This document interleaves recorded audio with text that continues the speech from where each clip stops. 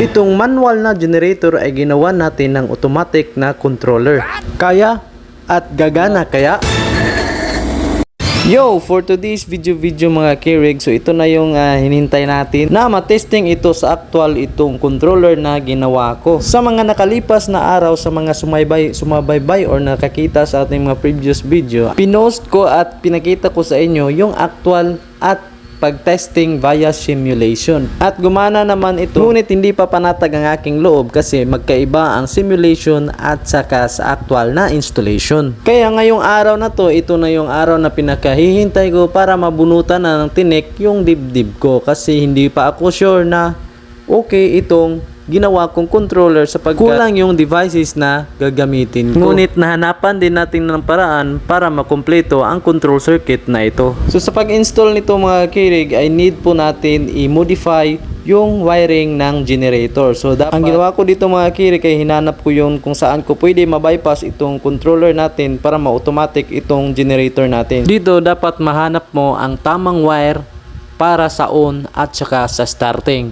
Kasi pag mali yung wire na napili mo at matap mo, maaring hindi gagana yung automatic controller natin at saka magkaroon din ng problema sa circuit ng generator. Kaya dapat bago ka sasalang dito or bago mo pakialaman yung wire dito is dapat maisip mo yung plano at saka i-check mo maigi yung, kung tama ba yung wire na gagamitan mo or pagtatapan mo. Sa mga nagtatanong dyan kung bakit need na automatic itong manual na generator, kasi meron silang ETS mga Keurig. So dapat masynchronize yung generator kapag mag-brownout. So kung sa mga hindi pa alam kung ano yung ETS, ito yung automatic transfer switch, no? Na kapag mag-brownout ay agad na aandar yung backup power natin, which is generator. At sa pagkakaalam ko, mostly ng generator na 15 kVA below mga Keurig ay walang automatic na starting or controller.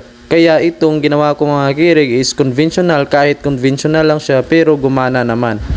At ipapakita ko sa inyo yung actual na testing nito mga Keurig, yung kasama na yung ETS. Burnout.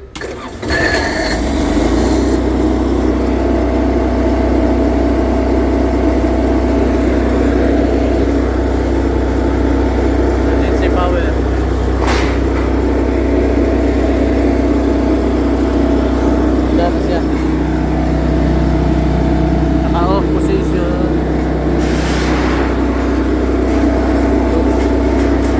So, balik ang normal power. So, mag-out pa siya. So, nanay seconds nga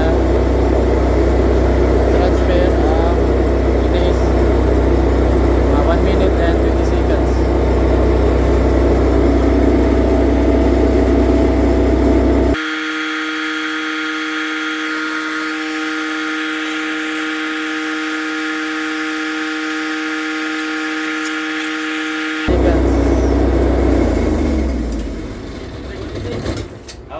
Hindi na lang. Ano ni siya, itong sulayan ng ETS, synchronize na to. Ba natin ito?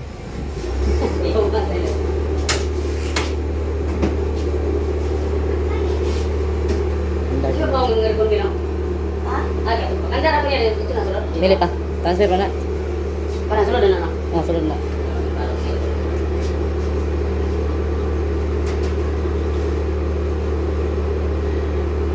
Pang ta? Sige.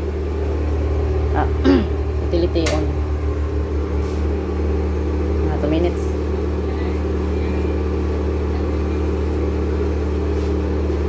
Ito yung parang gawin. Ha? Wala pa man. Wala pa Ay, transfer. wala pa siya itong ano. Hindi, ako wala. Baka mali itong pagya. Generator pa ikat. Supply anak. Wala. Ang dara pa naroon. Mga 2 minutes man to. Wala yung rest nga.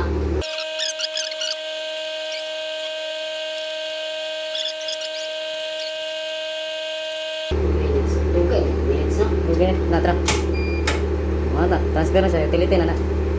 Yeah. Na-delay mga 20 seconds. Sa pang ang Generator pa. Generator siya yung nawal. Hindi mo balik ko siya.